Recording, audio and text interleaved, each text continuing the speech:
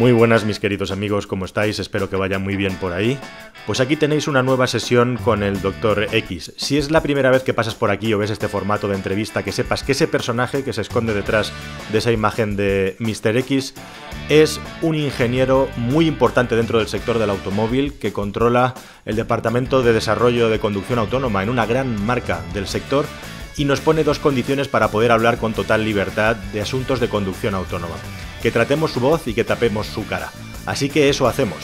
Hay una molestia, que es que su voz está tratada, como digo, a veces se mezcla con la mía y hay que tratarla también, pero a cambio tienes el testimonio de la persona en lengua española que más sabe sobre lo que se está haciendo dentro de la industria. Esta entrevista la voy a subir en dos partes para hacerla más digerible. Ambas son extremadamente interesantes, no os perdáis la segunda igualmente porque completa esta primera con muchísima de la información que queda en el aire en esta primera parte. Nada más, os dejo que la disfrutéis, os dejo con el Dr. Ingeniero X. Bueno, pues nada, lo dicho, un placer tenerte. Igualmente. Vamos a charlar un poquito de lo nuestro, baloncesto, ¿no? Claro. Los playoffs de la NBA. Los playoffs de la NBA, bueno, calentitos no, es decir, estoy viendo un 4-0 claro para Golden State. ¿Usted con quién va? ¿Con qué guay? ¿Con Cateto al cubo? Con arroz picante. Yo voy con Curry. Curry es amor. Bueno, pues nada, la verdad es que siempre que quedo con usted intento no focalizar la atención en Tesla, pero no queda más remedio porque es que... Mientras los demás están calladitos no paran de pasar cosas. A ver qué pasa. Aquí Elon Musk es una máquina de generar noticias, es una máquina de generar marketing y es quiero que se hable de mí, quiero que se hable de mí, quiero que se hable de mi compañía y a mucha gente pues esto le interesa, mucha gente esto le viene bien porque sobre todo a Musk y a mucha gente en Tesla que tiene intereses en Tesla porque digamos que ante el desconocimiento general que hay de la tecnología en sí, esto se aprovecha para vender muchas cosas que no son posibles y luego supongo que después me preguntará. Se aprovecha para vender muchas cosas que no son posibles y esto algunos inversores, porque parece ser que esta última vez no ha ido del todo bien, algunos inversores esto les hace gracia, les gusta estos planes de futuro muchas veces irrealizables y digamos que es un empuje a la compañía, pero entiendo que de esto hablaremos después. Sí, no, bueno, está claro que esta vez no les ha salido con la última conferencia de conducción autónoma en lo que respecta a las acciones, también porque hay vientos de cara negativos como todo el asunto que está ocurriendo entre Estados Unidos y China de resultado impredecible, aunque la última noticia es que Trump va a hacer una pequeña tregua. Yo creo que eso le va a dar un poco de oxígeno a Tesla, pero bueno, me ha dado usted una entradilla, una percha muy buena para preguntarle por otra cosa, que me voy a meter con ustedes los ingenieros. Gracias, hombre, gracias. Y yo le quería preguntar si, bueno, usted me va a decir que no, que eso es cosa de la gente de marketing, si realmente cree que estamos comunicando bien el asunto de la conducción autónoma, empezando por el asunto de los niveles, etcétera, si no es todo demasiado complicado o la transmisión de información a la gente falla mucho, yo creo. ¿Es así? ¿No es así? Estoy totalmente de acuerdo, la transmisión de la información no es la adecuada. Hay mucho de marketing, hay empresas que el marketing va por delante de lo que es el departamento de ingeniería. Y el problema aquí es que muchas veces es muy difícil diferenciar entre marketing e ingeniería, entre marketing y realidad. Pongamos el ejemplo de Tesla, de nuevo, pongamos el ejemplo de Nvidia.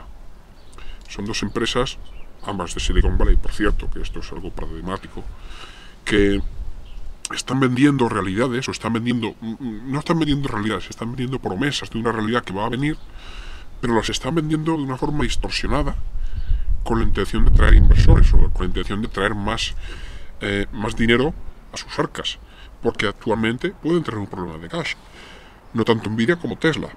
¿Qué pasa en esto con el caso de Tesla? Pues que Tesla tengo por ahí un listado de frases de Elon Musk, donde cada vez que habla, y hablo desde el año 2015 creo que es, siempre está diciendo que la conducción autónoma está en 2 años. 2015 decía, a finales de 2017 veremos la conducción autónoma.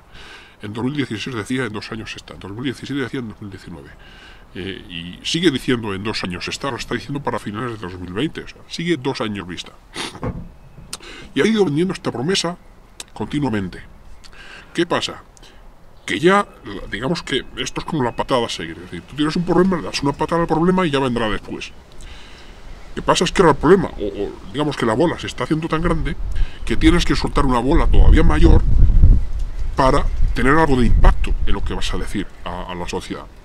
Entonces, ¿qué pasó en esta conferencia? Pues que por una parte tenemos el hardware, que esto hablaremos después, si acaso. Pero por otra parte tenemos los servicios que va a ofrecer Tesla. Nos está diciendo de que en 2020, a finales de 2020, un Tesla va a ser capaz de conducir de forma totalmente autónoma en cualquier circunstancia, en cualquier situación. Esto es un nivel 5. Y hablaremos después, si es necesario, un nivel 5, tal y como está montado los sistemas en Tesla, en Tesla Model 3, en Tesla Model S, en cualquier Tesla a día de hoy, no es posible, simple y llanamente no es posible desde el punto de vista técnico. Claro, a saber lo que Elon Musk entiende por conducción autónoma. Igual para la conducción autónoma es un nivel 2, cosa que no es así. Y un poco volviendo a la pregunta de si estamos complicando demasiado la cosa, los niveles de conducción autónoma nunca se intentaron que fuesen para el gran público. Los niveles del 0 al 5 eran niveles que se hace por la sociedad, ingenieros de automoción, la SEI, para ingenieros. ¿Por qué esto ha llegado al público? Pues de la misma manera que llegan al público otras cosas, pero esto ha llegado al público y crea confusión. Mi padre, por ejemplo, no va a entender jamás la diferencia entre un nivel 2 y un nivel 3 en la vida. Pero muchas veces, sobre todo estas empresas de tecnología, en estos anuncios que hacen, presuponen que lanzando datos técnicos o supuestamente técnicos a la gente que hace inversiones que muchas veces no son ingenieros les van a, digamos que a impresionar más. Y esto es un problema, esto sigue siendo un problema, porque mucha gente es fácilmente impresionable. Es decir, yo te voy a lanzar mi nuevo radar que funciona con una modulación FMCW o a 77 GHz con un ancho banda a 400 MHz. ¿Y qué? La gente dice, oh, es un radar de la hostia. Digo, vale, sí, es el mismo radar que utilizamos desde hace 15 años. Pero la gente se queda impresionada por los datos. Pero la cuestión es que ocurre una cosa aparejado a esto, al margen de los niveles de conducción que la gente no entiende ni va a entender. O sea, yo lo hablaba el otro día con nuestro querido amigo ingeniero, el asunto de que la gente no entiende los niveles de la conducción autónoma ni tiene por qué. Pero lo que sí que entiende es si un coche conduce de manera autónoma o no conduce de manera autónoma. Y bajo mi punto de vista hay un problema, que es que, como usted lo sabe muy bien también, que los niveles de asistencia, los sistemas de asistencia a la conducción, cada vez se están volviendo más intrusivos según van evolucionando en la conducción. Cada vez van interfiriendo, yo lo noto, lo vivo en mi día a día subido a un coche probando coches. Cada vez interfieren más en lo que es la conducción normal, nuestros hábitos de conducción. Con lo cual acaban generando, lo hagan mejor o peor que nosotros según la circunstancia, una especie de rechazo, de molestia. Es como que tú estás perdiendo la situación, yo lo vivo en mi día a día. Al final lo que acabas deseando es de desconectar el sistema. Lo digo también a propósito de estas últimas noticias que han salido con la última actualización del sistema de asistencia de Tesla. Pongo el ejemplo de Tesla porque es el más, digamos, expuesto. Sí.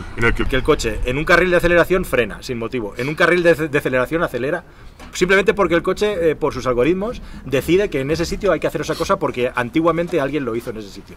Entonces, ¿no puede todo esto acabar generando un rechazo hacia la conducción autónoma, todo este camino intermedio que hay, en el que hasta que el coche conduzca autónomamente, cada vez vamos a tener más interferencia con los sistemas del coche? Hay que tener mucho cuidado con eso, estoy totalmente de acuerdo, que generar o no generar en este caso el rechazo es muy importante. Y aquí vuelvo a poner un poco ejemplos de un poco la desinformación que hay o cómo funciona.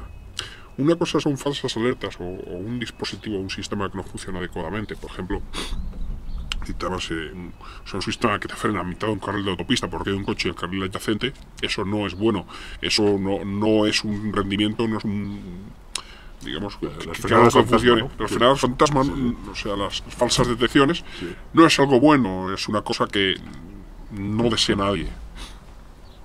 Y después está un poco el público en general que no entiende cómo funcionan los sistemas. He oído a gente quejándose de cosas como: yo es que me he querido cambiar de carril y el coche me ha devuelto a mi carril. Y le pregunto: ¿has puesto el intermitente?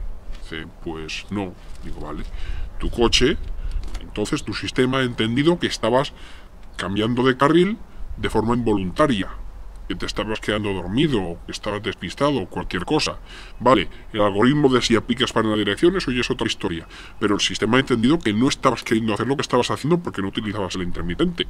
Luego el coche ha hecho lo correcto, ha intentado devolverte a tu carril. Utiliza el intermitente y eso no te va a pasar.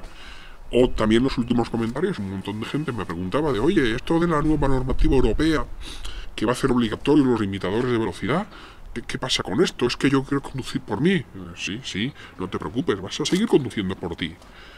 el limitador de velocidad, para tu sorpresa, está en serie. El limitador de velocidad inteligente, que detecta las señales de tráfico y limita la velocidad del coche, ya está en serie. De hecho, posiblemente lo tengas en tu coche. Lo puedes activar o desactivar. El sistema será obligatorio, sí, lo tendrán todos los coches, pero tú lo activas o desactivas. Es tan sencillo como eso. No te lleven las manos a la cabeza, es que no voy a poder conducir por mí. Sí, de momento sí, no hay cambios. En todo caso, es un problema, porque chocan los hábitos de conducción con los hábitos del coche, que intenta buscar una lógica a la conducción basada en unas normas que se cumplen más o menos en función de la persona que conduce. Y eso me lleva también a hablar de esa situación en la que hipotéticamente en el futuro, yo no sé si lo habremos hablado ya, pero me gustaría volver a sacarlo, vayamos dentro de coches autónomos rodeados de coches que en la mayoría no son autónomos. Y yo no veo ahí una convivencia fácil ni sencilla. Hábleme de eso. No habrá mucho problema de inicio, es decir, un coche autónomo tiene que estar pensado, o estamos desarrollando los coches autónomos pensando en que van a tener que interactuar con coches no autónomos. Es decir, al final y al cabo, tú estás conduciendo, tú tienes tu coche autónomo, tú tienes tu coche de Google, tu coche de Waymo en este caso, tu coche de quien quiera que sea, está rodeado de coches no autónomos. Es un coche delante que va a una velocidad, que está a una distancia. Me es exactamente igual si lo conduce una persona o un robot. No me importa. Sí, en un robot quizá los movimientos sean más predecibles, sí. Con comunicación vehículos y todo son coches autónomos podremos gestionar mejor las preferencias de paso, podremos hacer algunas cosas mejor. Pero la primera fase, o sea, toda la conducción autónoma, tenemos que pensar en que estamos rodeados de coches no autónomos, no hay mayor problema. Y si tenemos un coche no autónomo haciendo alguna tontería que viene hacia nosotros o que hace un frenado no esperado, tenemos que estar preparados para eso y es lo que estamos haciendo. Especialmente en tráfico urbano hay muchísima interacción entre coches que es comunicación puramente intuitiva, es hábito, es un constante saltarte entre comillas de las normas pero provocando una fluidez en el tráfico. Eso es así, o sea, es mucho más caótico, ahí es a donde yo veo personalmente más problemas. El coche autónomo se va a quedar atrás porque va a estar constantemente interfiriéndole en lo que es el funcionamiento, digamos, teórico que tiene programado el vehículo, por decirlo de una manera rígida. Sí, digamos que aquí podemos ir al ejemplo típico de la ACC, donde si tenemos una ACC, el seguimiento mínimo, pues el mínimo que determina la ley son 0,8 segundos, que tienes que seguir al coche delante con un mínimo de 0,8 segundos. Para muchos conductores, especialmente en el sur de Europa, 0,8 segundos es demasiado tiempo y hay muchos coches que se cuelan. Vale, sí. Cuando vayamos a la conducción autónoma, estemos en un nivel 3, nivel 4, yo cuando esté en el coche en un nivel 3, nivel 4, pues mi coche va a ir conduciendo por mí y yo voy a estar leyendo, enviando un email. Nivel 4 puedo incluso estar durmiendo en un nivel 4. ¿Me importa mucho si un coche se me cuela delante y tardo 10 segundos más en llegar a mi destino? No, la verdad, personalmente no. Al menos lo que gano en confort y en aprovechar ese tiempo para mí, para hacer trabajo, para ocio, lo que sea, me beneficia. Iba a hacer una pregunta, pero la verdad es que me la puedo responder yo a mí mismo, que yo creo que harán falta estudios de, digamos, la predisposición psicológica de una persona que lleva toda la vida conduciendo a que un coche le conduzca desviando la atención de la persona. Sí, por supuesto, eso por supuesto. Es decir, hay mucho rechazo en los más tradicionalistas a la conducción autónoma, lo de no, yo quiero conducir por mí, no quiero que mi coche conduzca por mí. Vale, bien, no te preocupes, tu coche va a conducir por ti, no estás obligado a comprarte un coche autónomo. No. Sin embargo, dejas a otra persona que quiere su coche autónomo por X motivos, que se lo compre, no pasa nada. Ahora bien, cuando estés en un atasco, y estés, un atasco otra vez, freno, acelerador, en verdad, que parezca el Homer Simpson en el típico capítulo, entonces igual dices, hostia, pues ahora mismo que mi coche condujese por mí me iría bien. Pues toma, ahí lo tienes. Bueno, cada cual... No, a ver, a mí me encanta conducir, sí, lo he dicho creo que aquí alguna vez, a mí me encanta, soy un petrolhead. Yo quiero conducir por mí mismo. Hay circunstancias donde sí que quiero que mi coche conduzca por mí y reconozco que hay mucha gente que prefiere que el coche conduzca por ellos en la mayor parte del tiempo. Y eso es lo que estamos intentando hacer. Sí. Yo creo que hay una ley no escrita que está clarísima, que es que la conducción autónoma te va a ser tanto más interesante cuanto menos te interesa la conducción. Y que seguramente en el futuro pues habrá muchísima gente que no necesita el carnet de conducir para subir un coche y será feliz con ello, ¿no? Pues bueno, allá ellos. Yo por menos No, yo también. Yo voy a seguir conduciendo independientemente. Es decir, yo a mí lo siento que no me quiten el placer de conducir mi coche. Me encanta. Si un día llego tarde a una reunión o cualquier cosa y tengo que escribir un correo rápido, toma, pum, pum, nivel 3, nivel 4, escribir el correo, lo que sea. Ya está, así de sencillo. Perfecto. Bueno, hablando, Tesla nos sirve mucho, no porque queramos monopolizar la conversación con Tesla, pero sí para hablar de cosas que se hablan de conducción autónoma. En la última presentación de Tesla, aparte de la, como dicen los franceses, boutade esta de nivel 5 de aquí un año y medio, ¿no? Que no se lo cree nadie, millones de coches circulando, salvo Elon Musk. El asunto del chip prodigioso, sí. Exactamente lo que comentaba usted hace un momento con las fichas de características técnicas de un radar. Se nos habla de un chip con una capacidad de procesado de no sé cuántos gigas o terabytes de información por segundo. Había un artículo de Diverge muy interesante de la revista online, que pondré aquí el titular si todo va bien, diciendo que, pues eso, que no solamente la conducción autónoma no depende de un chip, sino que además eso podría estar, digamos, desviando la atención en Tesla de las cosas que son realmente importantes e interesantes.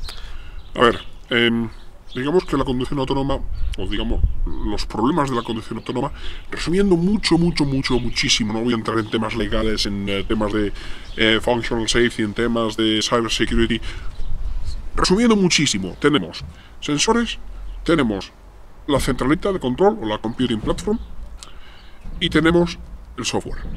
Y después están los actuadores, ¿vale? Simplificando muchísimo. Tesla lo que presentó es un chip de la computing platform.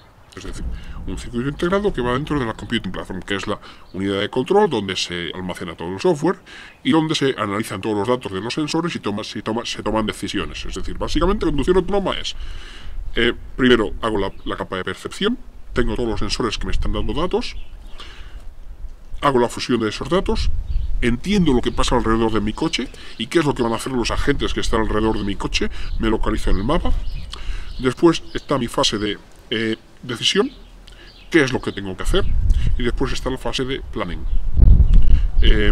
y después la actuación. Es decir, está el Sense, Plan, Act, que es la básica de la robótica, percepción, después tomo las decisiones y después hago la actuación, que son los actuadores, frenos y demás. En este chip de Tesla estará la parte de la fusión y la parte del planning. ¿Qué ha anunciado Tesla? Ha anunciado de que Tesla comenzó con Mobileye, utilizando cámaras de Mobileye, software de Mobileye, y un radar de Bosch, por cierto. Después migró a NVIDIA, la plataforma NVIDIA, con software propio, y el radar era de Conti. Y ahora lo que hace es, se desliga de NVIDIA, y utiliza un chipset propio. Se puede decir que Tesla primero copió de Mobileye porque Mobileye tenía una idea para el posicionamiento de las cámaras, que es el mismo que utiliza Tesla hoy en día, y después ha copiado un poco de Nvidia por el tema del chipset. ¿Qué es lo que, si es verdad, me voy a quitar el sombrero delante de Tesla? Es el rendimiento que han anunciado. Conducción autónoma al final, como hemos dicho, está el hardware, está el software. Y parte del software, pues claro, necesita algo en lo que correr, y ese algo es el chipset. Va a ser muy intensivo desde el punto de vista computacional. Y aquí, claro, sí, por supuesto, hay un montón de prototipos corriendo, que le metes un camión detrás con procesadores y ahora corre todo ahí, no hay problema. El tema es cómo llevar esa producción. Cuando dice un camión se refiere pues eso, a un montón de cables, ordenadores, hardware gigantesco, mucho peso, consumo eléctrico, etcétera, etcétera. Entonces, ¿cómo llevar esa producción? Y cómo llevar esa producción, las mayores limitaciones está en, necesito que sea una cajita más o menos pequeña porque no puedo ocupar un volumen de la hostia en el coche y necesito que tenga un consumo bajo, porque si no, y sobre todo si hablamos de vehículo eléctrico, imaginemos de que estamos hablando de que me va a consumir un kilovatio continuo. Pues estamos hablando de que es un kilovatio continuo que está consumiendo, y esto digamos que puede reducir incluso la autonomía del vehículo un 10%. Es una barbaridad. Entonces hay una carrera por meter más procesado dentro del chipset con el menor consumo. Y aquí tenemos a Mobileye, aquí tenemos a NVIDIA. Mobileye, por cierto, que es parte de Intel, o sea, tenemos a Intel, tenemos a NVIDIA, que están anunciando rendimientos cercanos a, esto se mide en TOPS, que es Tera Operations per Second, o número de operaciones por segundo. En Tera es, claro, es el orden de magnitud. Entonces, habitualmente se mide un poco el rendimiento en el número de el consumo por TOPS. Lo que he visto de Nvidia, lo que he visto de Mobileye y demás, Mobileye quizá un poquito mejor en su roadmap, están hablando de 1 vatio por TOPS. 1,2 o 1,3 vatios por TOPS. Lo que Tesla ha anunciado, está anunciando un consumo lo digo de memoria, creo que eran 72 vatios, y está anunciando una capacidad de procesado de 140-144 TOPS, lo cual es alrededor de 2 TOPS por vatio. Es una barbaridad, es una barbaridad. Si esto es real, me quito el sombrero con Tesla. Y si pasa todos los análisis de lo que es functional safety y demás, si no necesitan una safety island al lado de él y demás, me quito el sombrero. Y sí que es cierto que estamos ante quizá el mejor chipset para automoción, para conducción autónoma. Ahora bien, no he visto ninguna prueba independiente de ese chipset. Cuando veo una prueba independiente del chipset, entonces podremos sacar conclusiones. Pero si es verdad, cojonudo. Hasta aquí la explicación de las características técnicas del chipset. Pero ahora, ¿cuánta importancia tiene esto en un sistema, como ha dicho usted, complejo? Una pata del sistema, perdón. Es decir, hemos hablado de que es sensores, unidad de procesado, actuadores y software. Es una de esas 4 patas. El gran problema de Tesla, y aquí lo sigo diciendo, por cierto, la centralita además tiene redundancia en cuanto a sistemas de alimentación y tal, perfecto. Un sistema de conducción autónoma necesita redundancia, sobre todo si es un nivel 5, como lo está diciendo Elon Musk. En el nivel 5 tú no puedes decir, está nevando, pues el coche vuelve a la base, o el coche se para, está lloviendo, se para, es de noche, se para. No puedes decir, mis cámaras han dejado de funcionar, se paran. No. Necesitas tener redundancia de sensores. Redundancia de sensores no es tener, oye, pues le meto 4 cámaras que ven al mismo sitio. No. Se trata de eliminar puntos de fallo, o puntos de fallo que sean únicos. Por ejemplo, yo puedo poner 4 cámaras mirando hacia esa pared blanca que tenemos enfrente. Si de repente el sol baja y ciega las cámaras, no importa que tenga 4, 6, 8, 20, va a seguir ciego, porque la tecnología de las cámaras me impide ver más. Sin embargo, si yo estoy apuntando con un LiDAR ahí, o con un radar ahí, el sol le es indiferente, es decir, estoy eliminando el único punto de fallo que es el sol, porque estoy poniendo 2 tipos de sensores. Y esto se hace más complejo cuando tengo conducción autónoma. Tipos únicos de fallo, por ejemplo, si se me cae una fuente de alimentación, necesito tener 2. Si se me cae uno de los sensores porque hay mala comunicación en el bus, necesito tener 2. Y por esto, Elon Musk, digamos que, o Tesla, el gran fallo de Tesla es que está fiando todo las cámaras. Sí, vale, tiene un radar mirando hacia adelante, es un radar de rendimiento limitado, por otra parte, pero no tiene nada mirando hacia atrás. En un nivel 3 de conducción autónoma, o 4 o 5, tú necesitas cambiarte de carril, necesitas hacer cosas. Mientras las cámaras estén funcionando perfecto, puedes hacerlo, puedes hacer un cambio de carril. Ahora bien, si tú tienes un sol bajo, hay por ahí un vídeo de Tesla, lo que se ve en el vídeo es un poco cómo funciona el sistema de detección de Tesla basado en cámaras. Tesla, lo único que tiene mirando hacia atrás son cámaras. Sí, hay gente que dice que no, es que tenemos ultrasonidos, pero no dan el rendimiento, no son fiables, no tienen la distancia adecuada y no tienen resolución angular ninguna. Entonces tienen cámaras mirando hacia atrás. Y la cámara, los algoritmos de Tesla son buenos, son bastante buenos, por lo que he visto, pero hay unas limitaciones físicas. Está lloviendo a mares, o está lloviendo, y hay mucho spray. Bueno, de hecho, hay partes del vídeo donde no hay siquiera spray levantado por el coche, lo cual, peor todavía para Tesla. Hay distorsión en la imagen de la cámara, porque hay gotas en la cámara, porque hay un montón de lluvia. ¿Qué pasa? Que pierde el tracking de los vehículos. Y estamos hablando de tracking, que es lo que es en el vídeo, es decir, hay momentos que detecta, momentos que no detecta. El algoritmo no está seguro de lo que hay ahí, y de lo que puede haber o de lo que no hay. Esto solo es en cuanto a detección. Un algoritmo adecuado además tiene que detectar a qué velocidad se está acercando el vehículo que tenemos en el carril adyacente, si queremos hacer un cambio de carril. Esto es imposible realizarlo así, con lo cual, en esas circunstancias, el vehículo de Tesla sería incapaz de hacer un cambio de carril. Si es incapaz de hacer un cambio de carril, es incapaz, por lo tanto, de hacer lo que llamamos una maniobra de mínimo riesgo, que es, si el conductor no está respondiendo, llevarlo a una zona segura, que sería el arcén o una zona de descanso. Con lo cual, es imposible que con ese sistema únicamente pueda hacer un sistema total de conducción autónoma. ¿Cómo se soluciona esto en otras marcas? Se soluciona poniendo un sensor adicional, por ejemplo, un radar mirando hacia atrás. Mirando hacia adelante, tenemos radar, tenemos cámara y muchas marcas están poniendo un LiDAR. ¿Por qué el LiDAR? Pues porque el LiDAR es capaz de detectar objetos muy pequeños que estén en mitad del carril. El radar, muchas veces esto no es capaz, ni siquiera los más avanzados que vamos a ver en el futuro. La cámara depende cómo puede no ser capaz igualmente, por resolución. Y el LiDAR es un buen complemento para ambos. Es decir, al final se trata de detectar todo lo que tenemos alrededor del coche con al menos dos tecnologías, radar, LiDAR o cámara. Y cuando digo detectar todo, es detectar, no solo detectar, sino también una serie de atributos de ese objeto.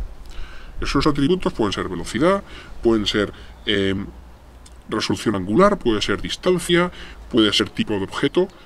Hay cosas que la cámara te da que el LiDAR no te da, cosas que el LiDAR te da que el radar no te da, y cosas que el radar te da que la cámara no te da. Fusionas todo esto y lo pasas a la capa de decisión. Si te falla un sensor, tienen los otros dos, y de ahí la redundancia, y de ahí el gran hándicap que yo le veo a Tesla para desarrollar un sistema de conducción autónoma a nivel 3, 4 o 5. Nivel 3 puede ser en algunas circunstancias muy específicas. 4 o 5 no puede ser con ese sistema de sensores. Lo que nos está vendiendo Elon Musk es una patada adelante para convencer a los inversores de que los Tesla ahora mismo son ¿cómo lo llamó? Los valuable assets, o elementos que se revalorizan con el tiempo. Esto responde a la estrategia de quiero que inviertas en mi compañía porque si te compras un Tesla ahora vas a ganar dinero en el futuro. Dijo que iba a ganar $30.000 al año si los conductores lo dejaban para conducción autónoma. Es que esto no va a pasar, está engañando a la opinión pública, está engañando a los clientes y a los inversores. No es posible, simple y llanamente. Y no solo eso. Comentó además que el precio del autopilot va a seguir subiendo. Y esto realmente es una estrategia de, pues tenemos que conseguir recuperar el dinero que vamos a invertir en cambiarle todo el hardware a la gente que tiene el hardware 2,5 o 2 a nivel 3. Que esto tampoco sale gratis, hay que llevar el coche a un sitio, hay que cambiar el hardware, sí. Que estará pensado para eso, que será plug and play, el package es compatible, bien, perfecto, pero es un trabajo. Sí. Y el hardware no sale gratis. Tiene que recuperar el dinero de alguna manera, y así es como... La unidad de computación está ahí de alguna manera. Uno puede argumentar de si es mejor tener una y dos, una con toda la duplicidad de fuentes de alimentación, o dos separadas con dos fuentes de alimentación separadas. Eso es debatible. Lo que no es debatible son los sensores, y aquí no funciona.